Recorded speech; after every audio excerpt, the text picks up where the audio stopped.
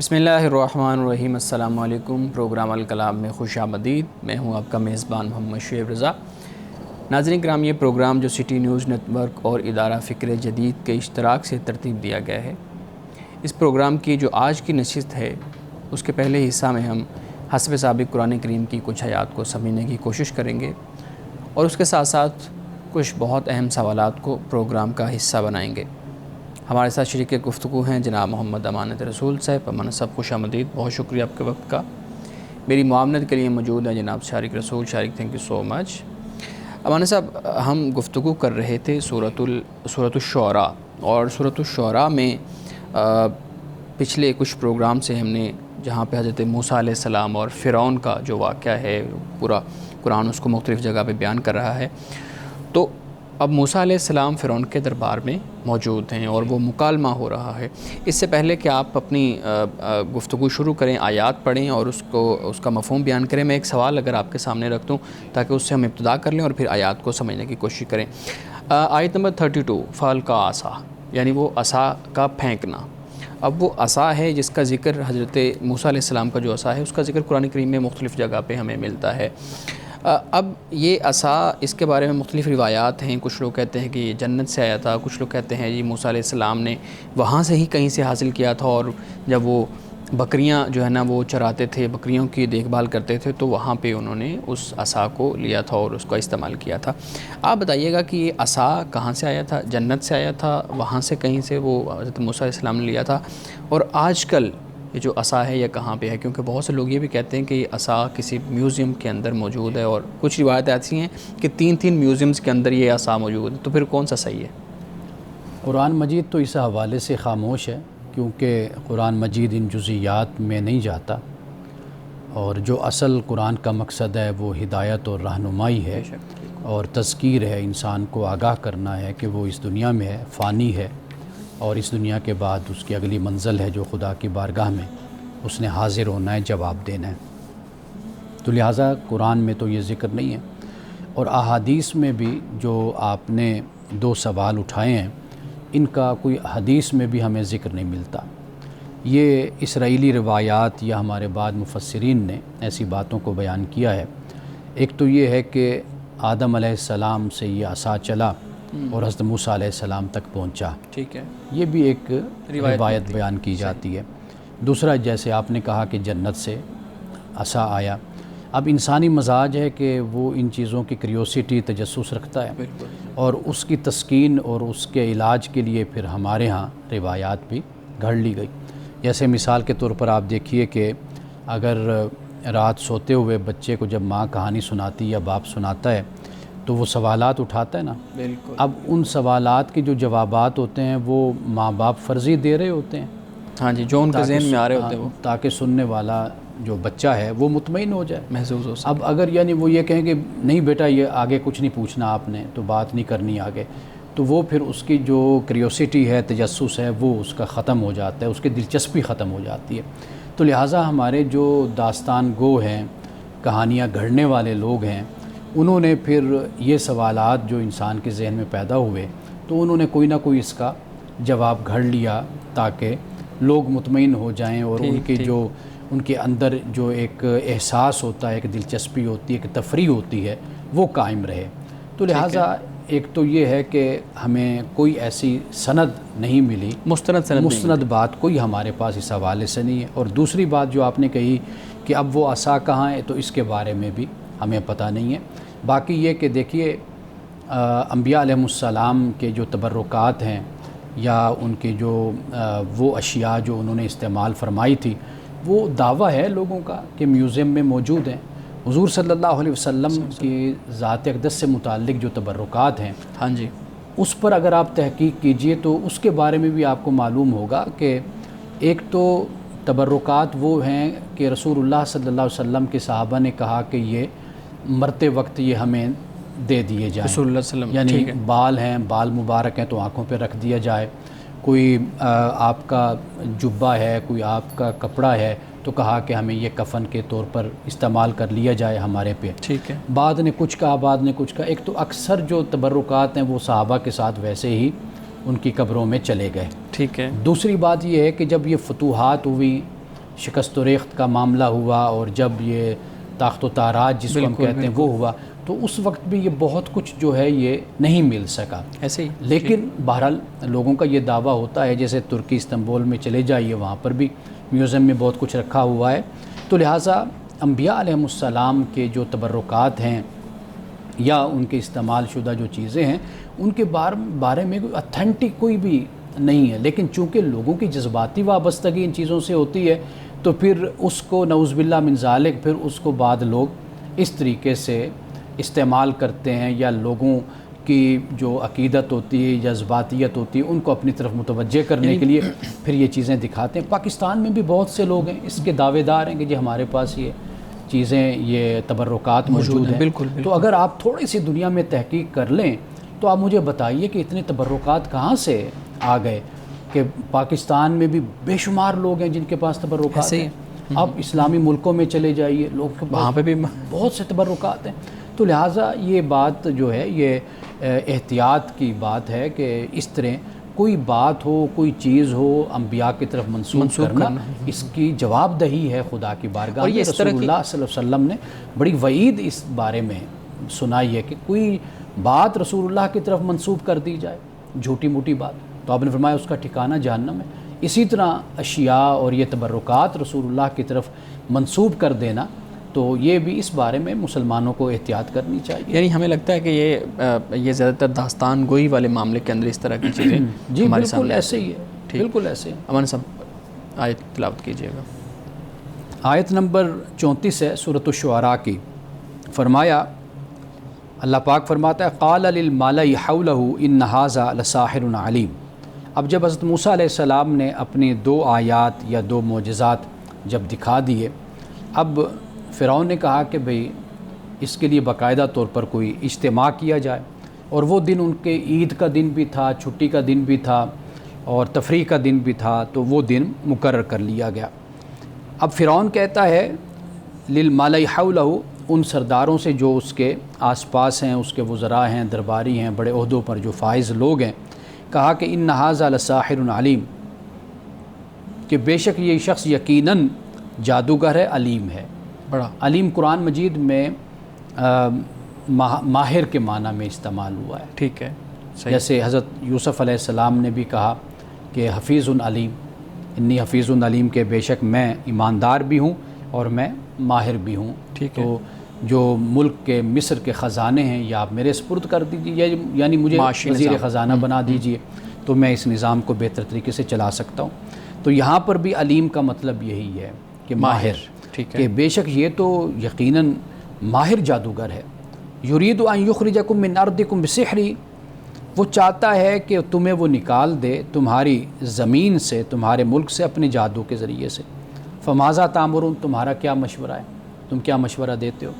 اب یہ بڑی عجیب سی بات ہے کہ ایک طرف کہہ رہا ہے جادوگر اور دوسری طرف کہتا ہے کہ بھئی یہ تمہارے ملک سے نکالنے کے لیے آیا. یعنی اب جادوگر کا یہ تو کوئی کام نہیں ہوتا نا کہ بھئی وہ کسی کو ملک سے نکال دے. بالکل. یعنی جادوگر تو زیادہ سے زیادہ یہی ہوگا، اپنا جادو دکھائے گا، وہ اپنا فن دکھائے گا، متاثر دوسروں کو کرے گا، داد وصول کرے گا، پیسے وصول کرے گا، جیسے آگے جا کر جادوگروں نے کہا. تو اس کا یہ جملہ بتاتا ہے کہ اس کو اندر سے یہ معلوم پڑ گیا تھا کہ یہ موسیٰ اللہ کا رسول ہے، یا یہ کوئی میسیج لے کر یہ آیا ہے، بڑا پیغام اس کے پاس ہے. یعنی یہ اس کی زندگی اور اس کی زندگی کا جو مقصد ہے وہ کوئی معمولی نہیں ہے کہ وہ ایسے کوئی جادو شادو دکھا کر اپنا مقصد حاصل کرنا چاہتا ہے. تقریباً حقیقت اس پہ کھل گئی تھی لیکن وہ ماننا نہیں چاہ رہا تھا. لیکن پھر سوال یہ پیدا ہوتا ہے کہ اس نے پھر یہ مقابلے کا اور پھر یہ اس مباہلے کا پورا انعقاد کیوں کیا جب اس کو پتہ چل گیا تھا کہ اب یہ حقیقت ہے، یہ سچ ہے اور یہ پیغمبر ہے، رسول ہے، اس کے باوجود وہ کیوں یہ چاہتا تھا؟ دیکھیے ڈوبتے کو تنکے کا سہارا ہوتا ہے. یعنی کوئی نہ کوئی طریقہ، کوئی حربہ استعمال کیا جاتا ہے کہ کہیں نہ کہیں کوئی موقع اس طرح کا نکل آئے کہ جس سے شکست ہو جائے حضرت موسیٰ علیہ السلام کو یا جو مخالف ہے اس کو. تو یہ وہ حربہ ہے کہ جو اس نے استعمال کیا کہ بھئی یہ ہمیں تو دکھا دیا اس نے، تو ذرا اس کے اپنے مقابل کے جو لوگ ہیں نعوذ باللہ یعنی جادوگر ہیں، تو موسیٰ نے بھی جادو دکھا دیا، تو کیوں نہ بڑے جادوگروں کو بلایا جائے اور باقاعدہ طور پہ اہتمام کر دیا جائے، تو پھر پتہ چلے گا کہ موسیٰ کا جادو کیا حیثیت رکھتے ہیں. دیکھیے نا آپ جیسے آپ دیکھتے ہیں کہ ایک شخص ہے کہ جو صاحب علم ہے، عالم ہے، اب اس کے علم کو پرکھنے کے لیے، دیکھنے کے لیے ایسا ہی ہوتا ہے نا کہ اسی کے شعبے کے بندوں کو بلایا جاتا ہے، اس کے سامنے بٹھایا جاتا ہے. تو یہ طریقہ اصل میں فرعون نے اختیار کیا کہ بھئی ہم نے تو دیکھ لیا جو دیکھ لیا، لیکن جو جادوگر ہیں یا جادو کے ماہر لوگ ہیں، اسی فن کی مہارت رکھنے والے، تو ان کو بلا کر اکٹھا کیا جائے اور دکھایا جائے کہ بھئی موسیٰ کا جادو کہاں تک چلتا ہے. صحیح ہے. تو یہ اصل بات ہے. ٹھیک ٹھیک. اب اس کے بعد کہا کہ جو درباری تھے اور سردار تھے، انہوں نے کہا کہ قالوا ارجہ واخاہ وابعث فی المدائن حاشرین. تو درباریوں نے کہا کہ اسے اور اس کے بھائی کو چھوڑ دو، کچھ وقت دے دو، مہلت دے دو، اور وابعث فی المدائن حاشرین، اور شہروں میں ہرکارے بھیج دو، پیغام رساں بھیج دو. پیغام رساں کہہ لیجئے، اعلان کرنے والے، لوگوں کو جمع کرنے والے کہ بھئی فلاں دن یہ تماشا لگنا ہے اور اس دن آپ سب لوگ جمع ہو جائیں، بادشاہ سلامت کا یہ حکم ہے. تو وہ جگہ جگہ پر ہرکارے وہ چلے گئے. اب اس کے بعد کیا ہوا؟ فجمع السحرۃ یاتوک بکل سحار علیم. اور پھر اس کے پاس، یعنی آپ کے پاس پھر تمام ماہر جادوگروں کو لائیں.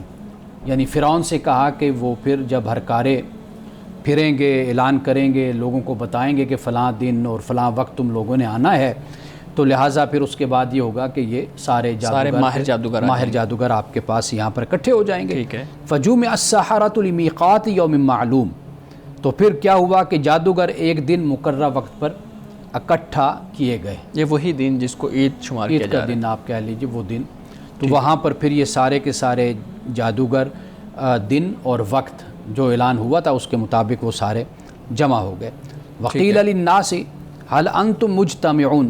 اور لوگوں سے کہا گیا کہ تم لوگ بھی سب جمع ہو جانا، یعنی جادوگر بھی آ جائیں گے اور تم بھی جمع ہو جانا. اب اس کے بعد دیکھیے فرمایا لعلنا نتبع السحرۃ ان کانوا هم الغالبین، تاکہ ہم جادوگروں کا ساتھ دیں اگر وہ غالب رہنے والے ہوں.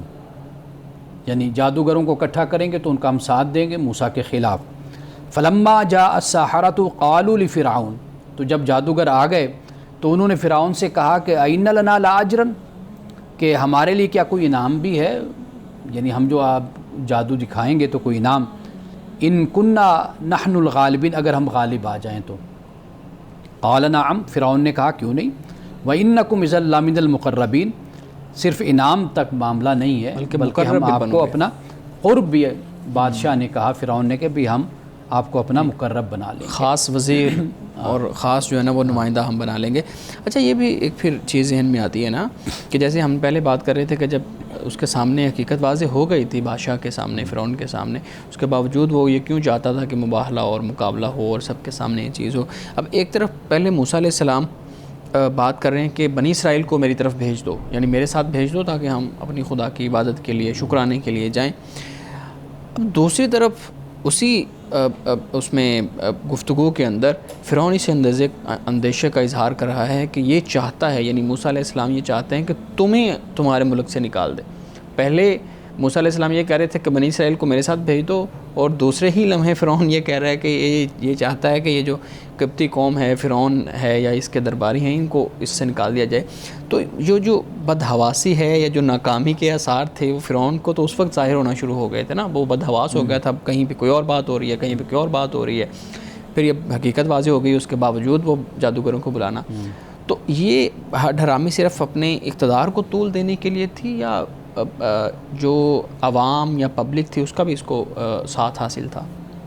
دیکھیے ساتھ عوام کا اس طرح تھا کہ ظلم اور زیادتی اور جبر کے ذریعے سے، کہ جیسے لوگوں کے ذہنوں کو مسحور کر دینا، مغلوب کر لینا، ٹھیک ہے، اور اپنے کنٹرول میں کر لینا. ایک تو طریقہ یہ تھا کہ بھئی فرعون نے اپنے آپ کو ایک مذہبی نمائندہ کے طور پر، جیسے ہم نے کہا کہ سورج کا اوتار اور سورج کی پوجا اس وقت کی جاتی تھی، اور پھر فرعون بھی اپنے آپ کو ربکم الاعلیٰ کہ میں تمہارا سب سے بڑا رب ہوں. ایک تو یہ بات جو آپ نے پہلے جہاں سے سوال کا آغاز کیا، میں اس حوالے سے یہ عرض کر دوں کہ یہ بہت سے واقعات ہمیں تاریخ میں ایسے ملتے ہیں، جیسے رسول اللہ صلی اللہ علیہ وسلم کے زمانے میں ایک بادشاہ کہ جس نے مان لیا کہ آپ اللہ کے رسول ہیں اور اس نے اسلام بھی قبول کیا اور اس کا اظہار بھی کر دیا، لیکن پھر وہ واپس پلٹ گیا. اچھا. تو واپس پلٹنے کی وجہ کیا تھی کہ اس کے جو درباری تھے، عوام تھے، ان کی طرف سے ایک شدید رد عمل کا سامنا اب اس کو اپنی سلطنت کا سامنا کرنا پڑا، خطرہ پڑ گیا اس کو اپنی ریاست اور سلطنت کا. تو اس نے پھر واپس رجوع کر لیا. تو یہ بھی بادشاہوں کا معاملہ ہوتا ہے. اور دیکھیے انسانی مزاج ہے کہ جو مادی مفادات ہوتے ہیں، منفعت ہوتی ہے دنیاوی، وہ کئی دفعہ انسان پر غالب آ جاتے ہیں. یعنی دل سے انسان ایک بات کو قبول بھی کر رہا ہوتا ہے، کچھ اس کو حقائق معلوم بھی ہو رہے ہوتے ہیں، کچھ روشنی بھی ہوتی ہے، لیکن اس کے باوجود وہ اپنے آپ کو چھپائے رکھتا ہے اور اپنے اوپر پردہ ڈالے رکھتا ہے اپنے روحانیت پر. تو اسلام تو ہمیں یہ سکھاتا ہے کہ اگر آپ کو صحیح اور غلط کا علم ہو جائے تو آپ نے صحیح کا ساتھ دینا ہے، نو میٹر وٹ، جیسے بھی دنیا کے حالات ہوں. تو لیکن مادیت کو چھوڑنا بہت مشکل ہے، کیونکہ انسان اس دنیا میں رہتا ہے، اس کی ریسورسز اس کو چاہیے، اس کو آگے بڑھنا ہے. تو مادیت تو بہت ضروری ہے. تو انسان کیسے اپنے اندر وہ شعور اجاگر کرے کہ جس کے ذریعے وہ اپنے آپ پر قابو پا لے، اپنے نفس پر قابو پا لے اور روحانیت جو ہے اپنے اندر پیدا کرے؟ یہ سوال جو آپ نے کیا اس کا غالباً پس منظر فرعون جی کے بارے میں ہم نے بات کہی کہ وہ اندر سے حق کو یا سمجھتا تھا کہ حضرت موسیٰ علیہ السلام کوئی میسیج لے کر، کوئی پیغام لے کر آئے ہیں. تو وہ ایسا نہیں ہے کہ وہ جادوگر ہیں، لیکن اس کی ریاست، سلطنت اور اس طرح کے واقعات ہمیں تاریخ میں بھی ملتے ہیں. دیکھیے اس کا جو بنیادی اصول اور قاعدہ ہے وہ یہ ہے کہ جب کوئی بات آپ کے سامنے آتی ہے تو آپ اس بات کو بغیر تعصب کے اور بغیر کسی وجہ کے آپ اس کو اس معیار پر پرکھیں کہ اس میں سچائی ہے، حقیقت ہے یا نہیں ہے. اگر آپ تعصب کو اپنے اوپر غالب رکھیں گے، جذبات کو غالب رکھیں گے، یا سیاسی مفادات کو یا نسلی تفاخر کو، فخر کو اگر غالب رکھیں گے تو آپ کبھی سچائی تک، حقیقت تک نہیں پہنچ سکیں گے. آپ ایسے اللہ کے نیک بندوں کی تاریخ کو اگر آپ پڑھیں، دیکھیں، تو انہوں نے باوجود کہ وہ ایک خاص قبیلے کے تھے، ایک خاص خاندان کے تھے، ایک خاص عصبیت اور تعصب وہاں پر موجود تھا، اس کے باوجود بھی انہوں نے یہ دیکھا کہ بات اصل میں کیا ہے، یہ کہنے والا کیا کہہ رہا ہے. جب آپ یہ کام کرتے ہیں نا کہ آپ اپنے آپ کو سچ اور حق کے ساتھ جوڑتے ہیں، آپ یہ نہیں دیکھتے کون ہے، کیا کہہ رہا ہے اور اس کا پس منظر کیا ہے، یہ کس طرح کا، یہ نہیں دیکھتے. آپ یہ دیکھتے ہیں کہ بات اصل میں کیا ہے. یہ جو چیز ہے نا، یہ انسان کو حق کی طرف لاتی ہے اور حق کو قبول کرنے پر آمادہ کرتی ہے. یہ اس میں کوئی شک نہیں ہے کہ انسان تضادات کا مجموعہ ہوتا ہے. انسان کی شخصیت میں بہت کچھ ایسا ہے، خواہشات ہیں، جذبات ہیں، سب کچھ ہے، لیکن انسان کے اندر اچھائی بھی ہے، انسان کے اندر عقل بھی ہے، شعور بھی ہے. یہ بہت بڑی دولت ہے. انسان ایسے نہیں ہے کہ جیسے کوئی جانور ہے، کوئی بھیڑ بکری ہے. یہ جو انسان کے اندر عقل اور انسان کے اندر جو حق کو پانے کی فیصلہ سازی کی قوت، ہاں، فیصلہ سازی کی صلاحیت یا قوت جو اللہ نے انسان میں رکھی، تو اگر اس کو انسان غالب رکھے تو پھر حق اور سچ کو قبول بھی کرتا ہے اور اس راستے کو اختیار بھی کرتا ہے. صحیح. ہمارے صاحب کچھ ہمارے پاس سوالات بھی ہیں، متفرق سوالات میں آپ کے سامنے رکھتا ہوں، پھر اس سے آگے ہم قرآن کریم کی آیات انشاءاللہ اگلے پروگرام میں لے کے چلیں گے. آج کا جو جدید دور ہے اس میں پرنٹنگ پریس ہے، آڈیو ویڈیو کی سہولیات موجود ہیں، اور بہت آسان ہے کسی بھی علم تک رسائی یا کسی بھی علم کو محفوظ کرنا. تو آج کے دور میں پھر ایک سوال ذہن میں پیدا یہ ہوتا ہے کہ اگر سب کچھ یہ سہولیات اور یہ سب کچھ موجود ہے، اس کے باوجود یہ جو قرآن کو اس طرح حفظ کرنے کا جو ہمارے ہاں رواج ہے، جو ہمارے یہاں ایک روایت پوری چلی آ رہی ہے شروع سے، اور بہت سے حفاظ ہر دن، بلکہ ہر سال کیا ہر دن کئی حفاظ جو ہے نا وہ قرآن کریم کو اپنے سینہ میں محفوظ کرتے ہیں. اگر محفوظ کرنے کی بات ہے تو پھر تو آڈیو ویڈیو اور یہ ساری چیزیں موجود ہیں، پرنٹنگ پریس موجود ہے، اس کے باوجود پھر یہ جو روایت ہے یہ کیوں چلی آ رہی ہے؟ کیا اس کو اگر ہم صرف یہ سمجھیں کہ محفوظ کرنے کے لیے، پھر تو یہ روایت ختم ہو جانی چاہیے؟ دیکھیے آپ نے جسے روایت کہا نا، یہ روایت ہمارے ہاں زیادہ رواج پا چکی ہے، حفظ قرآن کو حفظ کرنے والی، قرآن پاک کو حفظ کرنے کی. ورنہ آپ علماء کی بات کریں، اسلاف کی بات کریں، وہ بہت بڑے عالم تھے، بہت بڑے فقیہ تھے، محدث تھے، مفسر تھے، اور پھر اس کے ساتھ اگر انہوں نے اپنی سہولت کے لیے قرآن مجید کو حفظ کیا. سہولت یہ ہوتی ہے کہ آپ نے قرآن مجید سے استفادہ کرنا ہے، مسائل کو اخذ کرنا ہے، استنباط کرنا ہے، استخراج کرنا ہے، استدلال کرنا ہے، تو حافظ کے لیے یہ چیز آسان ہو جاتی ہے. یعنی اس وقت کوئی کمپیوٹر تو تھے نہیں کہ مثال کے طور پر آپ نے ایک لفظ لکھا تو ساری آیات آپ کے سامنے آ گئیں. آپ نے کہا کہ اس موضوع پر مجھے قرآن مجید سے آیات چاہیے، آپ نے چیٹ جی پی ٹی سے کہا تو اس نے ساری آیات آپ کے آگے رکھ دیں. اس وقت یہ سہولت تو تھی نہیں، تو لوگ اپنی ذہانت سے اور اپنے حفظ سے کام لیا کرتے تھے. تو آپ مجھے ایک بھی ایسا حافظ نہیں دکھا سکتے تاریخ میں کہ جو نرا حافظ ہو، کورا حافظ ہو، جاہل حافظ ہو. ٹھیک ہے. یعنی جس نے صرف قرآن کو یاد کیا ہوا ہو اور تراویح میں سنا رہا ہو. مجھے ایک حافظ بھی آپ نہیں دکھا سکتے. نہیں ہیں تو ہمارے ہاں موجود ہیں جن کا میں عملی زندگی نہیں میں بات کر رہا، میں تو بات کر رہا ہوں، میں نے پہلے جملے آغاز ہی یہیں سے باقی کیا دنیا کے کہ اندر یہ روایت ہمارے ہاں رواج پا چکی ہے. باقی دنیا میں بھی اس وقت یہی صورتحال ہے. اچھا. یعنی ہم نے حفظ کو ترجیح دے دیا، ہم نے فہم پر، بصیرت پر، تفقہ پر، فقہ پر اور ادراک پر اور گہرے علم پر، علم عمیق جس کو کہا جاتا ہے، اس پر ہم نے حفظ کو ترجیح دے دی. یہ واضح بات ہے، ایک زوال کا ثبوت ہے مسلمانوں کے علمی زوال کا. کی سب سے بڑی دلیل یہی ہے کہ بجائے اس کے کہ علم کے ساتھ جڑتے، فقاہت کے ساتھ جڑتے، ثقافت کے ساتھ جڑتے، اپنے اندر گہرائی پیدا کرتے، علوم کو حاصل کرتے، اس کے بجائے وہ قرآن کے جو تمام علوم کا ہم کہتے ہیں کہ منبع اور ماخذ ہے، بالکل بالکل ٹھیک ہے، لیکن اس کو صرف یاد کر لینا، یہ بدعت ہماری پیدا کردہ بدعت ہے. اگر آپ صحابہ کرام رضوان اللہ تعالی علیہ مجمعین کا زمانہ دیکھ لیں، تابعین کا دیکھ لیں، اس طریقے سے حفظ کرتے ہوئے ہمیں اس دور میں کوئی نظر نہیں آتا. اچھا. نہیں وہ ان کی تو اپنی زبان تھی، یہ پھر سوال پیدا ہوتا ہے، ان کی تو اپنی زبان تھی اس لیے وہ حفظ نہیں کرتے تھے. وہ اپنی زبان بھی تھی نا، لیکن پھر بھی ان کو کچھ نہ کچھ حصہ اس طرح یاد ہوتا تھا کہ وہ مسائل کو مستنبط کرتے تھے. ٹھیک ہے. استدلال اور استنباط کرتے تھے. فہم یہ بنیادی چیز ان کے ہاں تھی.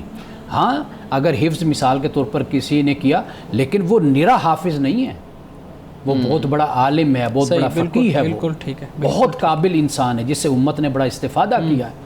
تو لہٰذا یہ جو آپ کو اب بدعت نظر آتی ہے نا کہ ہم اپنے بچوں کو، چھوٹے چھوٹے بچوں کو حفظ پر بٹھا دیتے ہیں اور وہ جب جوان ہوتے ہیں، بڑے ہوتے ہیں، بالغ ہوتے ہیں، اس کے بعد وہ قرآن کو بھول جاتے ہیں، نعوذ باللہ چھوڑ دیتے ہیں، اپنے کاروبار میں چلے گئے، کوئی کسی کام میں لگ گیا، کوئی کسی کام میں لگ گیا.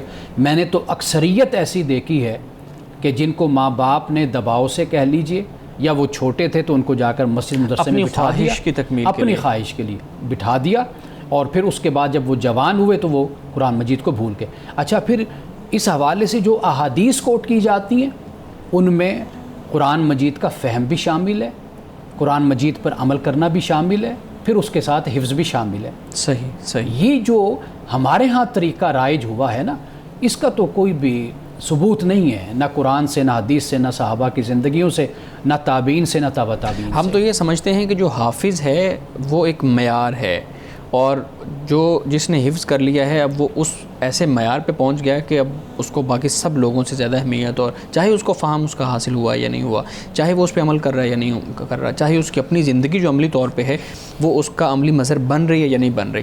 ہم نے صرف اس نام کو یا اس لفظ کو اتنی اہمیت دے دی ہے کہ ہم اب ایک الگ ہی مخلوق تصور کرنے لگے. شعیب صاحب میں ایک بات سوال کرنا چاہوں گا اسی ٹاپک کے حوالے سے کہ ہم اپنے بچوں کو حفظ کرنے کا تو کہتے ہیں جیسے آپ نے ذکر کیا، ہم ان کو اخلاقیات کا درس کیوں نہیں دیتے؟ ہم ان کو یہ نہیں کہتے کہ بیٹا تم نے کیسے اچھا بیہیو کرنا ہے دوسروں کے ساتھ، اساتذہ کا، بڑوں کا احترام کیسے کرنا ہے؟ کیا ماں باپ بھی، والدین بھی، اور جو لوگ حفظ کے لیے موٹیویٹ کرتے ہیں وہ بھی اس اخلاقی خرابی کی وجہ ہیں کہ بچے جو ہیں وہ حفظ کرنے پر فوکس کرتے ہیں لیکن اخلاقی خرابی ان میں موجود ہوتی ہے؟ دیکھیے ہم بریک لے لیں، اس کے بعد پھر ہم اس پہ بات کیجیے گا. سوال جو آپ نے کیا یہ بڑا اہم ہے، اور آپ کو اخلاقی زوال جو نظر آتا ہے، اور خاص طور پر ہمارے بچے کہ جو یا سکول میں پڑھتے ہیں یا کسی مدرسہ میں یا قرآن مجید حفظ کرتے ہیں، بنیادی وجہ یہی ہے کہ قرآن مجید مثال کے طور پر ان کو پڑھایا جا رہا ہے، یاد کروایا جا رہا ہے، اس کے اندر کیا ہے یہ ان کو نہیں بتایا جاتا. اگر وہ بتایا جائے، مثال کے طور پر آپ دیکھیے سورۃ الحجرات ہے، اس میں اخلاقی اصول بیان کیے گئے ہیں. سورۃ یوسف ہے، حضرت یوسف علیہ السلام کا کردار اس میں ہمارے سامنے آ جاتا ہے. سورہ فرقان کی آیات ہیں، سورۃ الفرقان کو دیکھ لیجئے، سورۃ بنی اسرائیل کو آپ دیکھ لیجئے، اس میں پورے یعنی 10 کمانڈمنٹس جن کو کہا جاتا ہے، 10 احکام ان میں بیان کیے گئے ہیں. یہ چیزیں جب آپ بچوں کو سمجھاتے نہیں ہیں, پڑھاتے نہیں ہیں اور ان کو ترجمہ نہیں آتا تو ان کا کوئی اخلاقی تربیت بھی ان کے نہیں ہو سکتی. دنیا میں سب سے پہلے اسی پر ہی توجہ کی جاتی ہے. لیکن ہمارے ہاں جو یہ رٹا سسٹم ہے وہ اسکولوں میں بھی آپ دیکھ لیجئے کہ بچے مطالعہ پاکستان کو یاد کر لیں گے, بچے اسلامیات کو یاد کر لیں گے, دینیات کو یاد کر لیں گے, کیمسٹری فزکس کو بھی یاد ہی کرتے ہیں, یاد رٹا لگائیں گے, اس کو یاد کر لیں گے, بس نمبر کی دوڑ ہے اس میں وہ لگے ہوئے. تو یہ آپ کا سوال بہت ویلڈ ہے. اصل توجہ اسی پر ہونی چاہیے کہ آپ بچے کو سمجھائیں, چونکہ سمجھانا ذرا مشکل کام ہوتا ہے اور گائیڈ کرنا مشکل کام ہوتا ہے. تو لہٰذا ہمارے پاس دو طریقے ہو گئے. ایک طریقہ یہ کہ رٹا لگوا دو, دوسرا طریقہ یہ کہ حکم جاری کر دو. صحیح, ٹھیک. سمجھانا نہیں ہے, بچے کے ساتھ ڈائیلاگ نہیں کرنا, گفتگو نہیں کرنی, اس کے سوالات کو نہیں لینا, یہ نہیں کرنا کام. بس بچے کو دو کام کہ پہلے رٹا لگاؤ, دوسرے نمبر پہ حکم جاری کر دو. یہ سب سے آسان طریقہ ہے. تو اس کے پھر نتائج آپ کو آگے نوجوان نسل کے اخلاق میں, کردار میں, وہ پھر آپ کو نظر آتے ہیں. مان صاحب, جب ہم بات کرتے ہیں, آپ نے اپنی گفتگو میں ذکر کیا کہ رٹا لگانا, یعنی اس کو بلائنڈلی ایک چیز کو یاد کرتے رہنا. ہمارے ہاں حفاظ بھی تقریباً اسی طرح کا ہی ماحول ہوتا ہے کہ سمجھ والا جو معاملہ وہ نہیں ہوتا. لیکن جب ہم دیکھتے ہیں کہ ایک طرف بیان کیا جاتا ہے کہ ایک لفظ پڑھیں گے تو اس کی 10 نیکیاں ہیں, اگر آپ اتنے لفظ پڑھیں گے, ایک حرف پڑھیں گے تو اس کی 10 نیکیاں ہیں, ایک لفظ پڑھ لیں گے تو اس کی 50 نیکیاں ہو جائیں گی, اور پھر ملٹیپلائی کرتے کرتے ہم بیٹھے 2 منٹ کے اندر کروڑوں تک اس کو پہنچا دیتے ہیں. ایک یہ چیز ہے. پھر اسی طریقے سے اس طرح کی اور بہت سی روایات, جیسے تاج پہنایا جائے گا والدین کو, پھر اسی طریقے سے اور کہ وہ ایک حافظ جو ہے نا وہ اتنی لوگوں کو جنت میں لے جائے گا. اب یہ والی جو ساری روایات ہیں, یہ اگرچہ ایک خاص ٹائم پیریڈ میں ہم کہہ سکتے ہیں کہ پروموٹ کی گئیں اور ایک بیانیہ بنایا گیا, اور ایک بڑے لیول پہ, ریاستی لیول پہ بھی ہم کہہ سکتے ہیں کہ بیانیہ بنایا گیا, تو کہیں نہ کہیں تو ریاست بھی اس چیز کے اندر ہمیں اپنا ہاتھ دھوتی جو ہے وہ نظر آتی ہے. تو کیا ریاستی لیول پہ اس طرح کی چیزیں ہونی چاہیے, اور جو ہو چکی ہیں ان کو کیسے ٹھیک کیا جائے؟ دیکھیے, جو ادارے ہوتے ہیں نا, ان کا بنیادی کام ہوتا ہے کہ جو تعلیمی نظام ہے اس میں بہتری لائیں, اور اس کے علاوہ معاشی جو نظام ہے اس میں بہتری لائیں, اور جہاں تک ہو سکے معاشرے کی اصلاح اور معاشرے کی ترقی کی طرف جو قدم اٹھایا جا سکے وہ اس کی طرف توجہ کریں. ہمارے ہاں چونکہ ان چیزوں کو دیکھا نہیں گیا, توجہ نہیں کی گئی. جیسے ابھی ہم بات کر رہے ہیں, آپ قرآن مجید کے حفظ پر اگر آپ دیکھیں, جو آپ نے روایات یا جو آپ نے حوالہ دیا, آپ ایک اس پر اگر فوکس کریں گے نا, آپ دیکھیں گے کہ اس میں ایک آپ کو آسانی اور سہل پسندی آپ کو نظر آئے گی. یہ بالکل انسان کے مزاج کے مطابق ہے یہ چیز, کہ آپ بجائے اس کے کہ اسے کہیں کہ آپ نے جہاد کرنا ہے اپنے ساتھ, اپنے نفس کے ساتھ, اور آپ نے لڑنا ہے, آپ نے مشکل زندگی گزارنی ہے, تب اللہ آپ سے راضی ہوگا. اب یہ ہو گیا مشکل راستہ. دوسری طرف آپ کو یہ بتا دیا جائے کہ یہ اللہ کی رضا کا آسان راستہ ہے, جنت آپ کو اس طرح مل جائے گی. تو واضح بات ہے کہ جو ایک مشکل راستہ ہے اس کے بجائے پھر انسان کی طبیعت سہل پسند ہے, تو لہٰذا وہ اس راستے پر جاتی. تو ان روایات کا اگر آپ جائزہ لیں گے نا, تو آپ کو اس میں یہ ایک انسانی نفسیات اور انسانی جو فطرت ہے اور طبیعت ہے اس کا آپ کو اس میں ایک جھلک اور ایک عکس آپ کو نظر آئے گا. یعنی مثال کے طور پر آپ تسبیح پڑھ لیجئے, آپ کے ہاتھ میں تسبیح ہے, آپ تسبیح پڑھ لیجئے, اور آپ یہ کہیں گے کہ آپ ایک تسبیح پڑھیں گے سبحان اللہ 100 دفعہ پڑھیں گے تو جنت میں ایک دفعہ کہنے سے آپ کا درخت لگ جاتا ہے. ٹھیک ہے, 100 درخت آپ پھر 100 درخت لگ گئے. اب اس طرح کے, اب اگر آپ سے یہ کہا جائے کہ آپ نے جو بینک میں پیسہ جوڑ کے رکھا ہوا ہے اور آپ کی اتنی جائیداد پڑی ہوئی ہے, اتنے پلاٹ ہیں اور اتنی آپ کی پراپرٹی ہے, آپ اس کو اللہ کے نام پہ خرچ کر دیجئے اور آپ غریبوں کا خیال کیجئے, آپ دیکھیے کہ وہاں پر دل تنگ ہو جاتے ہیں. وجہ کیا ہے؟ وہاں پر قربانی ہے, ایثار ہے, سیکریفائس ہے, مال کو لوٹانا ہے. لیکن اس کے مقابلے میں آسان راستہ یہ ہے کہ آپ تسبیح پکڑ لیجئے, آپ نوافل اختیار کر لیجئے, آپ کسی کے پاس چلے جائیے, وہاں پر بیٹھے رہیے, تو یہ آپ کی اچھی ایک سرگرمی بن جاتی ہے. تو لہٰذا اس میں آپ کا نہ مال لگ رہا ہے, نہ وقت لگ رہا ہے, نہ اس میں آپ کسی طریقے سے آپ اپنے اوپر کوئی سختی بھی نہیں اٹھا رہے, آسانی کے راستے, اور پھر ساتھ آپ کو اتنی بڑی بڑی بشارتیں بھی سنا دی جاتی ہیں. تو لہٰذا انسانی مزاج پھر ان چیزوں کو زیادہ قبول کر لیتا ہے. جہاں پر یہ معاملات آتے ہیں پھر اس کو انسان اختیار نہیں کرتا. صحیح. حاصل کرنے کی جو روایت ہے وہ ختم ہوتی جا رہی ہے. بہت کم لوگ ہیں جو قرآن کریم کو اس لینس سے, اس نقطہ نظر سے پڑھتے ہیں کہ ہم اس سے کچھ حاصل کریں, بلکہ وہ صرف یاد کرنے کی کوشش کرتے ہیں. ایک چیز جس پہ ہم بریک سے پہلے بھی بات کر رہے تھے، اب بعض اوقات ایسا ہوتا ہے کہ پولیسز بنائی جاتی ہیں کہ حفظ کے نمبر ہوں گے، مثال کے طور پہ ایک خاص پورا وہ ایک بیانیہ ہے کہ حفظ کے نمبر ہوں گے، اور میرے خیال میں اس وقت 20 نمبر ہوتے تھے، ہم بھی جب پڑھتے تھے تو 20 نمبر ملتے تھے. اب 20 نمبر ہیں، 20 نمبر حاصل کرنے کے لیے تو حافظ خاص طور پر اس کے نمبر زیادہ ہوتے تھے. اسی وجہ سے پوچھتے تھے جی نمبر کیسے زیادہ ہو گئے، جی میرے حفظ کے 20 نمبر لگ گئے. پھر اسی طریقے سے آج کل جو ہمارے ہاں ایجوکیشنل سیکٹر کے اندر لازمی کر دیا گیا ہے کہ آپ نے اتنی آیتوں کو یاد کرنا ہے، یا پھر اتنی جو صورتیں ہیں ان کو آپ نے یاد کر کے سنانا ہے، پھر وائوا لیا جاتا ہے، اس میں سنی جاتی ہیں. اب یہ وہ ساری چیزیں ہیں جو اسی روایت کو پروموٹ کر رہی ہیں جس کے اوپر ہم بار بار بات کر رہے ہیں. تو ان چیزوں کو پھر کہیں نہ کہیں کیسے ہم مطلب ڈیل کریں جا کے؟ دیکھیے، کل میرا ایک جگہ پہ لیکچر تھا اور اتفاق سے ٹاپک یہی تھا.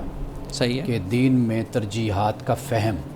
ترجیحات سے مراد یعنی جو پریورٹی آپ کہہ لیجیے، پریفرنس آپ اس کو کس چیز کو کتنی اہمیت حاصل، دین میں کیا ترتیب ہے. ترتیب صحیح. اس میں نے اسی بات کو بیان کیا تھا کہ اگر قرآن اور حدیث کو ہم گہرائی کے ساتھ پڑھیں تو ہمیں معلوم یہ ہوتا ہے کہ دین میں کوالٹی کو ترجیح حاصل ہے کوانٹٹی پر، یعنی مقدار کو ترجیح حاصل ہے تعداد پر.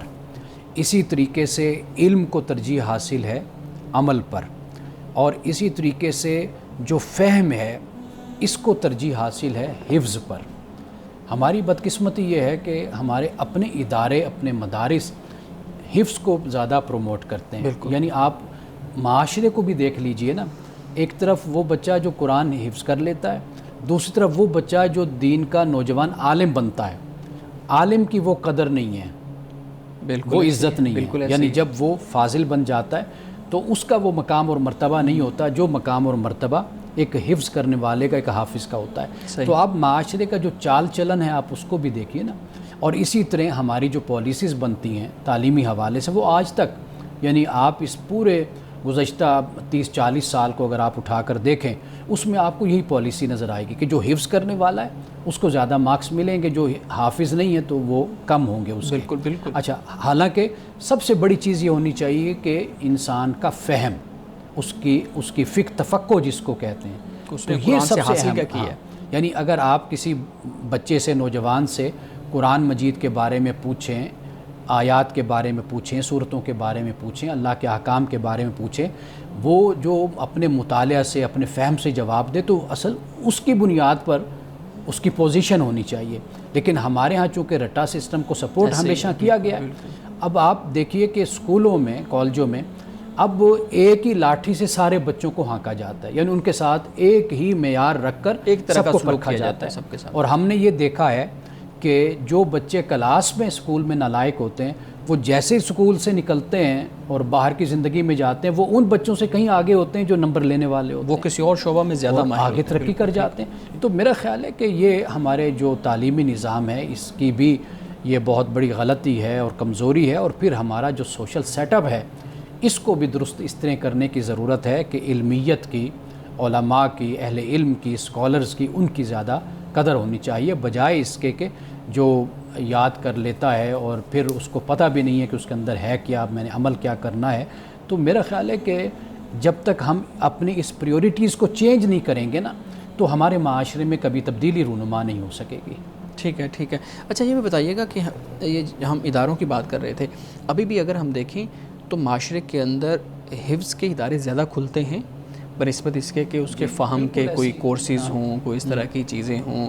اب میں نے بہت کم اداروں کو دیکھا ہے جہاں پہ درس قرآن یا قرآن کی کچھ آیات کا فہم حاصل کرنا، زیادہ تر دیکھا ہے کہ وہ کہتے ہیں جی بچے نے قرآن پاک پڑھ لیا ہے تو اب اس کو آخری 10 صورتیں ہم یاد کروا رہے ہیں. اب کوئی بھی مسجد، کوئی بھی مدرسہ اس طرف نہیں آتا کہ ان 10 صورتوں کا ان کو فہم دیا جائے، ان کو اس طرح کی چیزیں سکھائی جائیں. تو آپ کو کیا لگتا ہے کہ خاص طور پہ جو نوجوان دین کی تعلیم حاصل کر رہے ہیں یا حاصل کر چکے ہیں، ان کو کس طرح کے مدارس کھولنے چاہیے، کس طرح کے تعلیمی ادارے کھولنے چاہیے؟ بنیادی بات، قرآن مجید کو مرکزیت حاصل ہونی چاہیے.